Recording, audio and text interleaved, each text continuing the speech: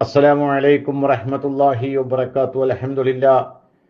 الحمد لله رب العالمين والعاقبة للمتقين ولا عدوان إلا على الظالمين وأصلي وأسلم على نبينا محمد وعلى آله وأصحابه أجمعين. أما بعد، يا أيها الذين آمنوا اتقوا الله حق تقاته ولا تموتن إلا وأنتم مسلمون. أعوذ بالله من الشيطان الرجيم. يوم لا ينفع مال ولا بنون إلا من أتى الله بقلب سليم. ഏറെ സ്നേഹമുള്ള സഹോദരങ്ങളെ, പ്രപഞ്ചനാഥനായ അള്ളാഹുവിൻ്റെ നിയമങ്ങളും നിർദ്ദേശങ്ങളും സാധ്യമാകുന്ന നിലക്ക് പാലിച്ചുകൊണ്ട് സൂക്ഷ്മത പാലിച്ച് ജീവിതത്തെ മുന്നോട്ട് നയിക്കണമെന്ന് ആദ്യമായി എന്നോടും നിങ്ങളോടും ഉണർത്തുന്നു. അള്ളാഹു അനുഗ്രഹിക്കുമാറാകട്ടെ. എല്ലാവിധ നന്മകളും അള്ളാഹു നമ്മിൽ നിന്ന് സ്വീകരിക്കുമാറാകട്ടെ. സഹോദരങ്ങളെ, പരിശുദ്ധമായ റമദാൻ വിട പറഞ്ഞു. ഈദ് ആഘോഷവും കഴിഞ്ഞു.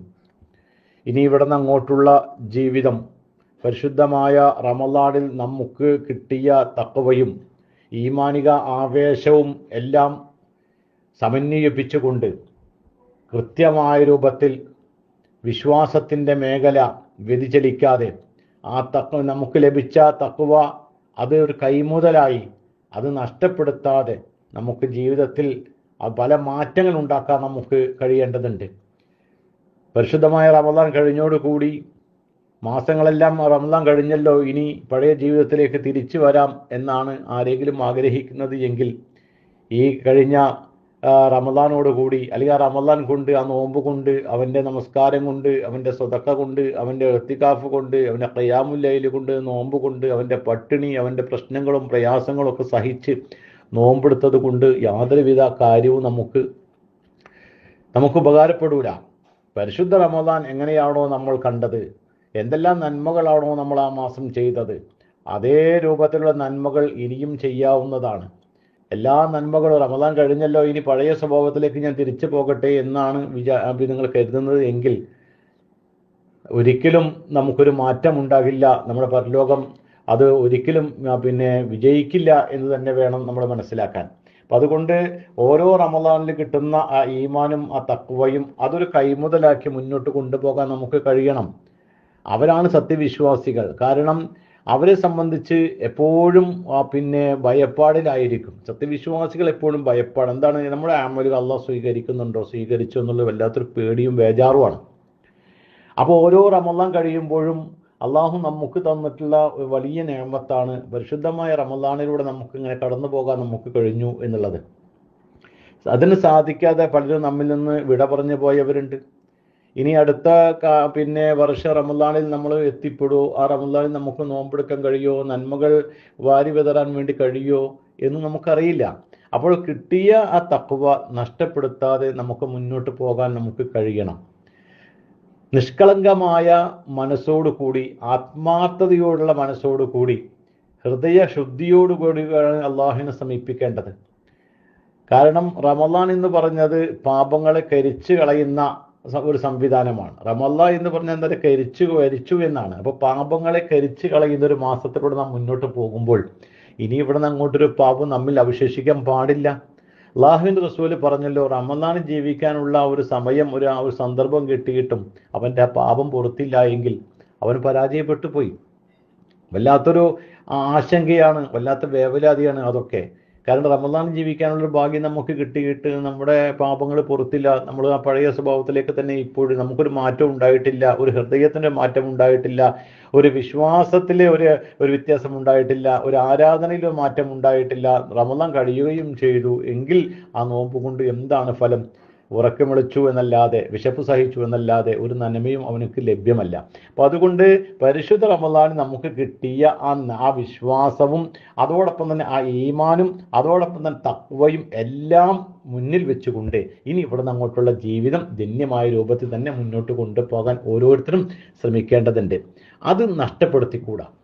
ആ തഖ്വ നഷ്ടപ്പെടുത്തിയ പലരും വിചാരിക്കാം ഇനിയിപ്പോൾ അടുത്ത റമദാൻ വരുമല്ലോ, അപ്പോൾ ആ റമദാൻ ഇതേപോലെ തന്നെ നന്മകൾ ചെയ്യാം. ഇല്ല, നമുക്ക് കഴിയില്ല. ഒരു പക്ഷേ നമ്മൾ അതിൻ്റെ ഇടയിൽ തന്നെ നമ്മുടെ ആയുസ് തീർന്നേക്കാം.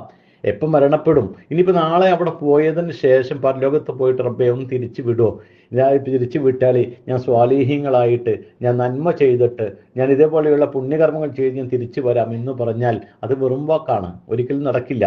അപ്പോൾ അതുകൊണ്ട് മരിക്കുന്നത് വരെയാണ് നമുക്ക് അമല് ചെയ്യാനുള്ള ഒരു അവസരമായിട്ട് നൽകിയിട്ടുള്ളത്. മരണശേഷം നമുക്ക് നന്മ ചെയ്യാനുള്ള അവസരങ്ങളില്ല. അപ്പം നന്മ ചെയ്യാൻ കിട്ടുന്ന ഒരു സമയവും നമ്മൾ പാഴാക്കാൻ പാടില്ല. യുസാരിഊന ഫിൽ ഖൈറാത്ത് ഖുർആൻ പറഞ്ഞതാ, നന്മയിൽ നിങ്ങൾ എന്ത് ചെയ്യണം, പിന്നെ എടുത്തു ചാടുക. അത് നന്മ ചെയ്യാനുള്ള എപ്പോഴും അതിലേക്ക് ശ്രദ്ധ കൊടുക്കുക. അതാണ് പരിശുദ്ധ ഖുർആൻ. അപ്പം നന്മയുടെ എല്ലാ മാർഗത്തിലും കൂടെ ഇനി ഇവിടെ നിന്ന് അങ്ങോട്ട് പോകണം. അല്ലാതെ അടുത്ത റമദാനാകട്ടെ ഈ റമദാനിലൊക്കെ ചെയ്തില്ലെങ്കിൽ അടുത്ത റമദാനിൽ നോക്കാം എന്നാണ് നമ്മൾ വിചാരിക്കുന്നതെങ്കിൽ നമ്മുടെ ജീവിതം പരാജയപ്പെട്ടു പോകും. അതുകൊണ്ട് പ്രിയമുള്ള സഹോദരങ്ങളെ, പരിശുദ്ധമായ റമദാൻ നമ്മിലേക്ക് പിന്നെ അകന്നു പോകുമ്പോൾ, വിട പറയുമ്പോൾ, ഈദ് ആഘോഷങ്ങളൊക്കെ കഴിഞ്ഞ് ഇനി ഇവിടെ നിന്ന് അങ്ങോട്ട് ഇനിയിപ്പോൾ ജമാഅത്ത് നമസ്കാരം അതൊക്കെ പിന്നെ അവതാളത്തിലായി. അതേപോലെ തന്നെ ആരാധനയുടെ ഫർളാണെങ്കിലും സുന്നത്താണെങ്കിലും ആരാധനയുടെ മേഖലയിൽ ഒക്കെ അലങ്കോലപ്പെട്ടു. പിന്നെ ആ റമദാനിൽ കാണിക്കുന്ന സൂക്ഷ്മതൊന്നും പിന്നെ ഇല്ലാത്തൊരു സാഹചര്യം ഉണ്ടാകാൻ പാടില്ല.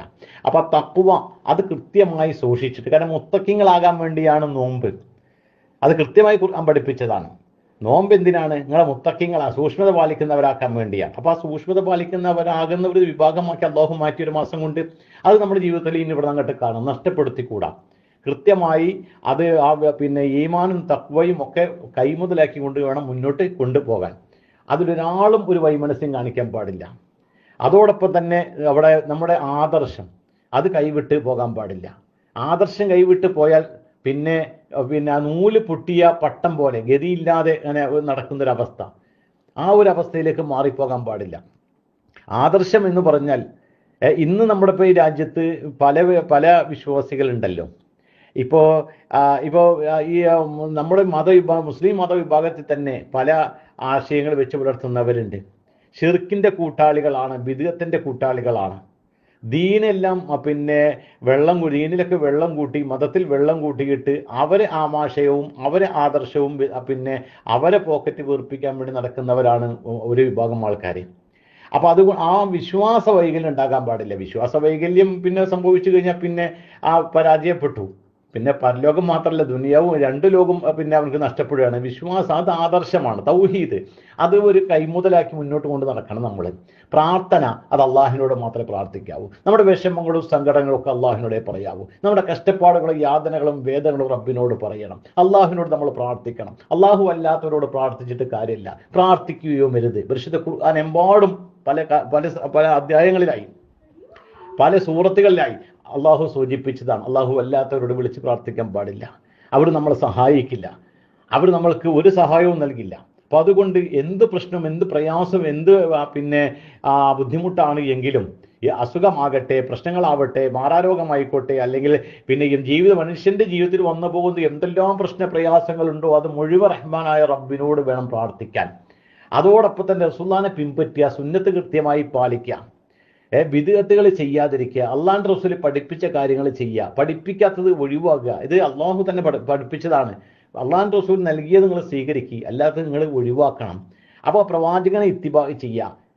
അതോടൊപ്പം തന്നെ പരിശുദ്ധ ഖുർആൻ നമ്മുടെ വഴികാട്ടിയായി ഖുർആനിലൂടെ നമ്മൾ സഞ്ചരിക്കുക.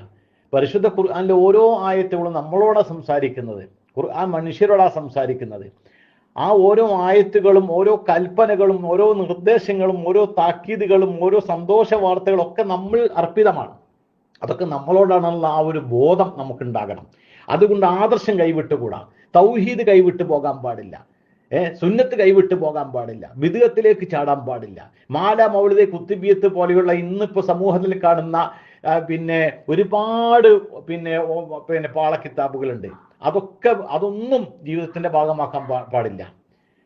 കൃത്യമായ ഖുർആൻ പാരായണം, ഖുർആനും ഹദീസും വെച്ച് നമ്മൾ കൃത്യമായി ജീവിക്കാം. സലഫു സ്വാലിഹ്യങ്ങൾ മാല കണ്ടിട്ടില്ല, അവർ മൗലിദ് കണ്ടിട്ടില്ല, അവർ കുത്തുബിയത്ത് കണ്ടിട്ടില്ല, അവർക്ക് ജാറം എന്താണെന്ന് അറിയില്ല. അതേപോലെ തന്നെ അവർക്ക് പിന്നെ നാരിയ സ്വലാത്ത് അറിയില്ല, എഴുതി തയ്യാറാക്കിയ ഒരുപാട് കൃതികളുണ്ട്, അതൊന്നും അവർക്ക് അറിയില്ല. ഒരു മാലയും കുത്തുബിയത്തും ഒന്നും അവർക്ക് പരിചയമല്ല.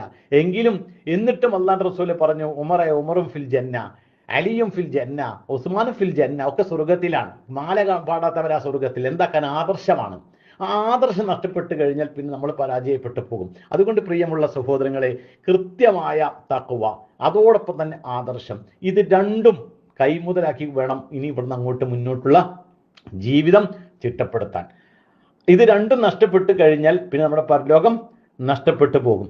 അതുകൊണ്ട് എല്ലാ കാര്യങ്ങളും റബ്ബിനോട് പറയുക, അള്ളാഹിനോട് പ്രത്യേകം അള്ളാഹിനോട് പ്രാർത്ഥിക്കാം.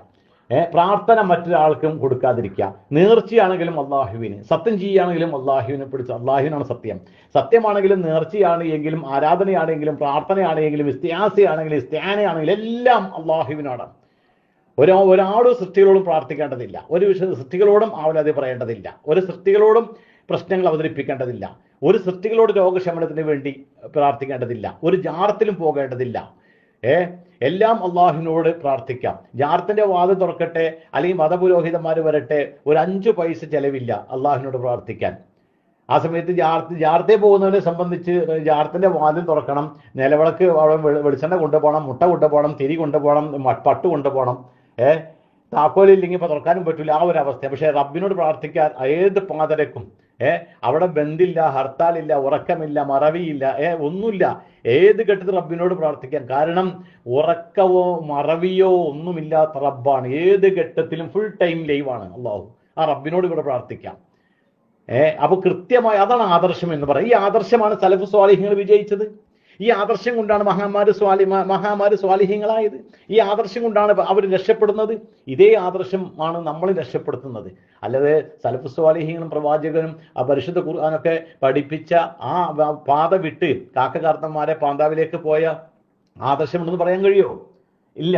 നമുക്ക് എങ്ങനെ പരലോകം രക്ഷപ്പെടാൻ പറ്റും? രക്ഷപ്പെടില്ല. അപ്പൊ അതുകൊണ്ട് കൃത്യമായ ആദർശം, കൃത്യമായ തഖ്വ, ഇതാകട്ടെ നമ്മുടെ മുന്നോട്ടുള്ള പിന്നെ വഴികാട്ടികൾ. കൃത്യമായി ഖുർആൻ പാരായണം ചെയ്യുക, ഖുർആനുമായിട്ട് എപ്പോഴും അടുക്കാൻ കഴിയുക. റമദാൻ കഴിഞ്ഞല്ലോ എന്ന് വെച്ചാൽ ഖുർആൻ അടച്ചു വെക്കണ്ട.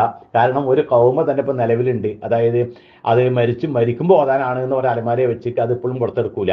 ആ ഒരു അവസ്ഥയിലാകരുത്. കാരണം അത് കൃത്യമായി നമ്മോട് പഠിപ്പിക്കുന്ന ആദർശമാണ്. അത് കൃത്യമായി നമ്മൾ പഠിച്ച് മനസ്സിലാക്കണം. അങ്ങനെ എല്ലാ മേഖലയിലും നന്മയിലൂടെ മുന്നോട്ട് പോകാൻ, ആ നന്മയിൽ എടുത്ത് ചാടാൻ, കൃത്യമായ നന്മ ചെയ്തുകൊണ്ട് നമുക്ക് മുന്നോട്ട് പോകാൻ നമുക്ക് ആകണം. അള്ളാഹു അനുഗ്രഹിക്കുമാറാകട്ടെ. എല്ലാവിധ പ്രശ്നങ്ങളും പ്രയാസങ്ങളും അള്ളാഹു മാറ്റി തരട്ടെ. ശാരീരികമായ പ്രശ്നങ്ങളും പ്രയാസത്തിലൂടെയാണ് മുന്നോട്ട് പോകുന്നത്. നിങ്ങളെല്ലാവരും പ്രത്യേകം ദുആ ചെയ്യണം. എല്ലാ അസുഖങ്ങളും അള്ളാഹു ഷിഫ നൽകട്ടെ.